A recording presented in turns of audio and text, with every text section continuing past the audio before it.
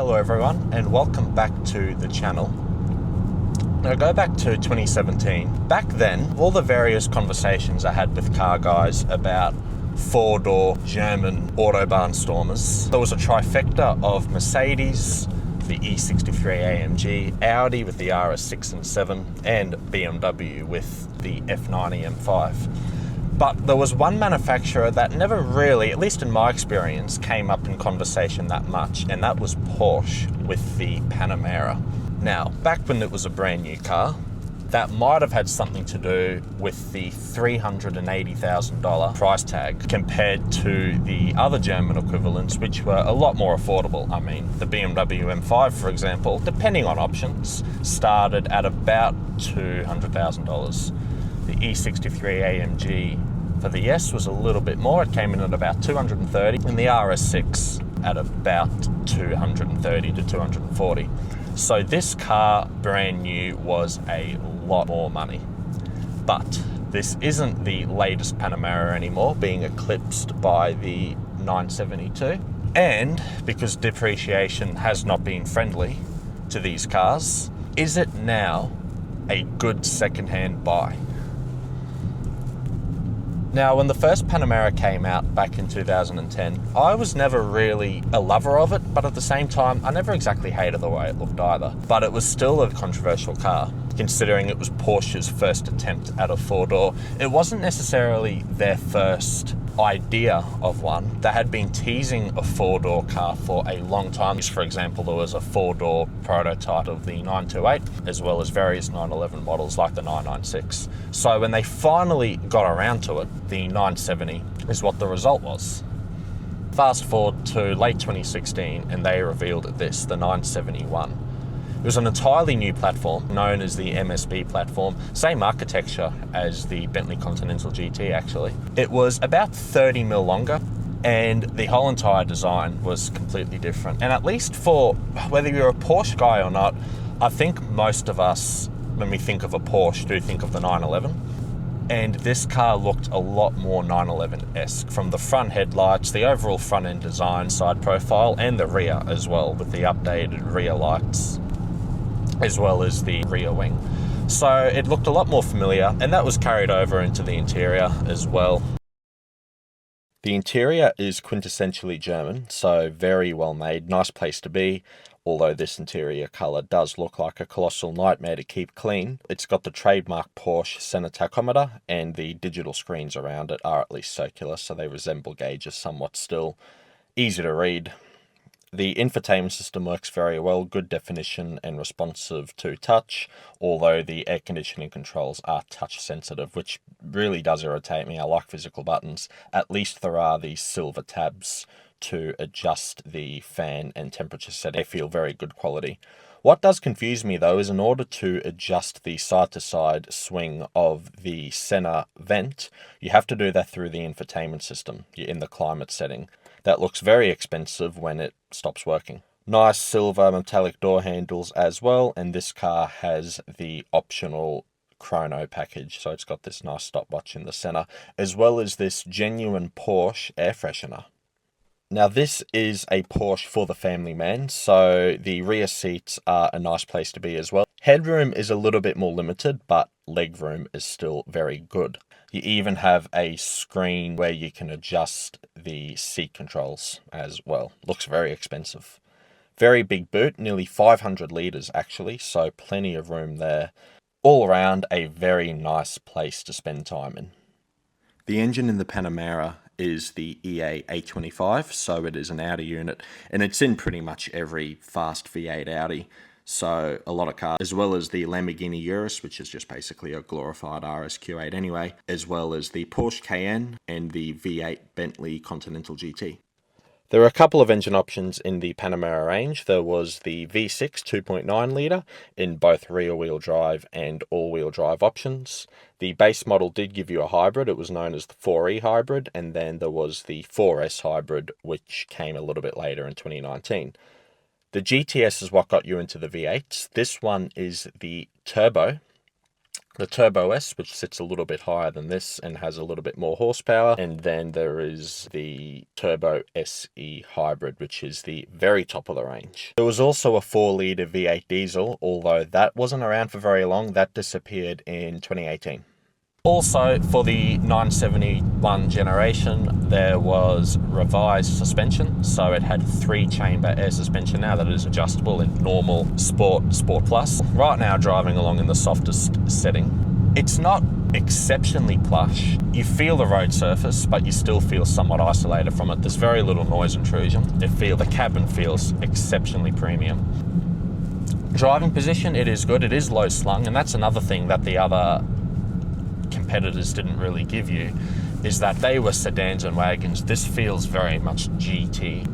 You don't necessarily sit super low to the ground, but the headroom is limited, but there is enough of it. It's a very low slung roof. It very much feels like a 4-door proper sports car. It's a stretch 911. So it feels a little bit more special just when you're in it. It is wide, and its width is, I wouldn't say it's intimidating, but I am very conscious. I'm paying a lot more attention to lane placement than I would be, say, in a Golf GTI or even the Cayman that I drove. The PDK, it's an 8-speed PDK. It's super responsive and seamless in the way that it goes up the gears. The spoiler in this car also does this little thing. It goes up and then like hops outwards. Looks quite good. Looks very complicated though. We're in Sport Plus mode, 2nd gear.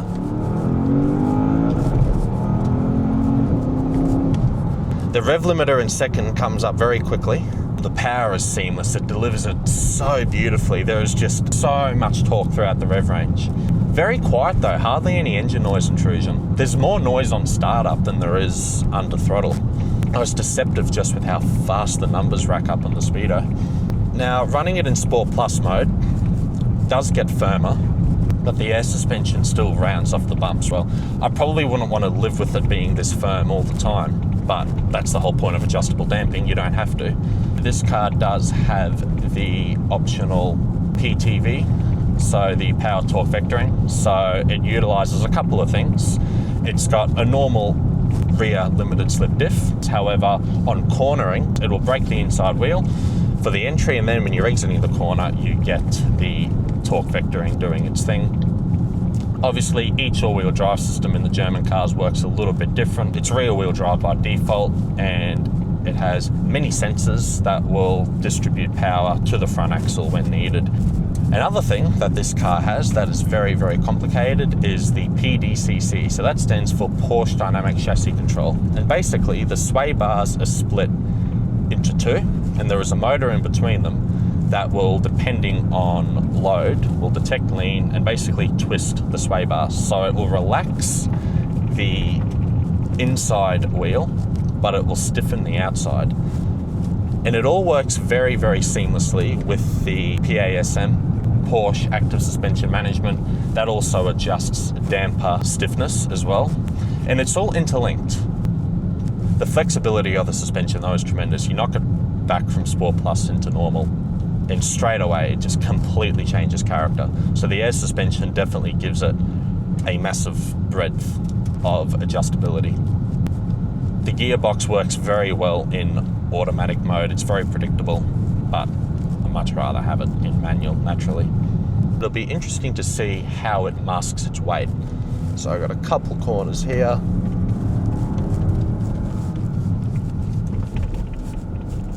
You're definitely aware of it. And when you are going through corners, I do start getting a little bit more paranoid about just how bloody wide this thing is.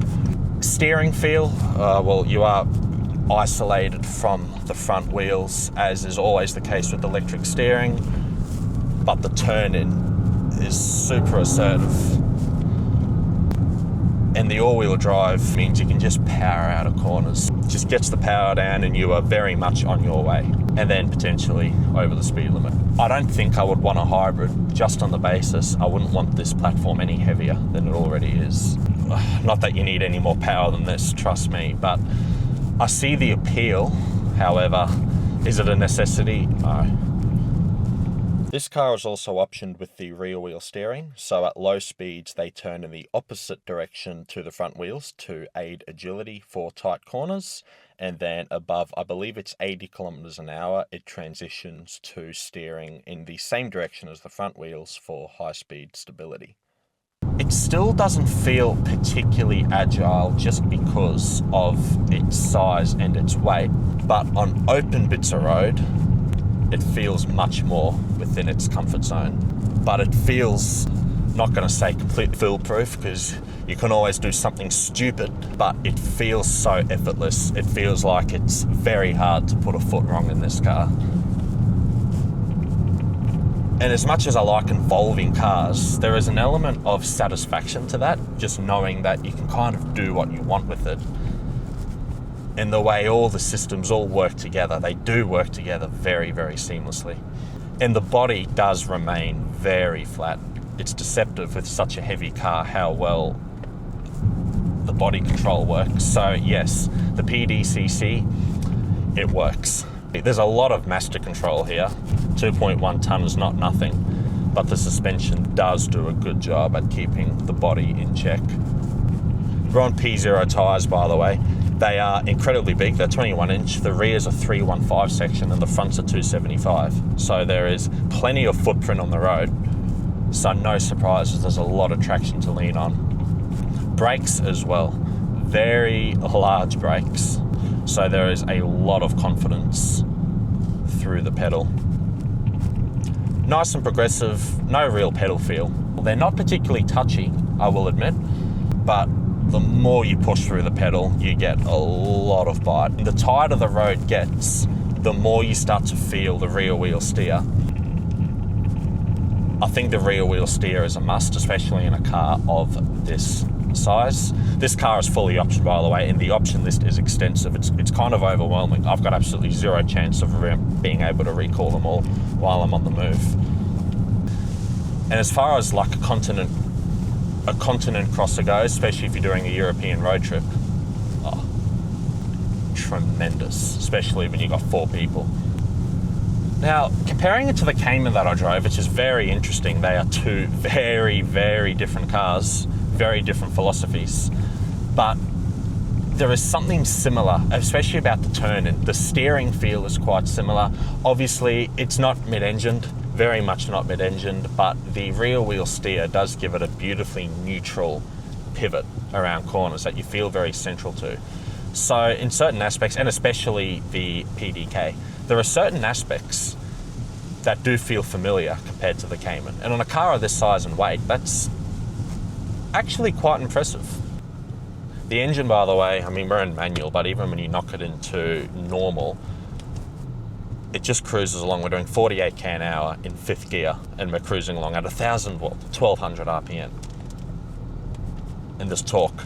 So check the turning circle. It's a bit of a tight turn here. It's excellent, actually. I read somewhere that they didn't really like the turning circle in this, but that I don't know how that works. I don't think you need the latest Panamera when this is really all the car that you need. You can save 250 grand and buy a second-hand one of these. So that's what I would do. Well, the conditions have significantly deteriorated, but this is sort of where this car starts to make sense. I've just discovered that there is a screen that shows you the torque distribution between the front and rear axles. And now, because it's raining, I'm about to get very nerdy, and I'm gonna see what it does.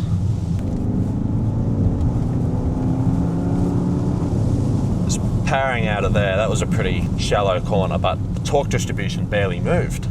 The all-wheel drive was barely working, even in what is probably very slippery conditions. But you just feel so isolated from the road that you're not really aware of the weather. This car just completely masks it. Not playful, obviously, but you get more of enjoyment in these conditions. You're more impressed with the engineering. You mightn't be having as much fun, but you're more impressed with how well it does it. There's all of these little things happening all together at once, and there's just, you got no idea from the driver's seat. And yeah, you could argue that that is a remote feeling, but on an engineering perspective, you can't help but marvel at it. The only thing that you really feel is the rear wheel steer. Everything else is just working seamlessly. There's just no traction issues at all. It went straight to 50-50 there on the little torque distribution display. As I was as my foot was going to the floor, the distribution was just getting more even. I could not imagine spending, what are the new Panameras now, at least the new turbos? They're in the $400,000. Like, I just cannot imagine spending that amount when there are second-hand options like this that exist. And it feels special, just, nice big bonnet with sort of razors on either side for the wheel arches. The rear view in the mirror's nice. It's very wide at the back. It's very confident in what it wants to be, this car. Mightn't have 2 doors, but it's still a pure GT car. It doesn't feel like a sedan. I think this could be, potentially, the do-it-all daily driver. I mean, it's expensive. It was expensive brand new. Depreciation, it's not your friend. I feel sorry for you if you bought one of these brand new. But if you're in the second-hand market, I mean, between $140,000 to $170,000 for the turbo second-hand, it still feels somewhat like a bargain. Then it's the car you can just switch off from, put it back into normal, knock it back into auto, and it just becomes a nice, big, comfortable GT car. If you enjoyed the video, please like and subscribe if you haven't already. Anyway, thanks for watching. See you for the next one.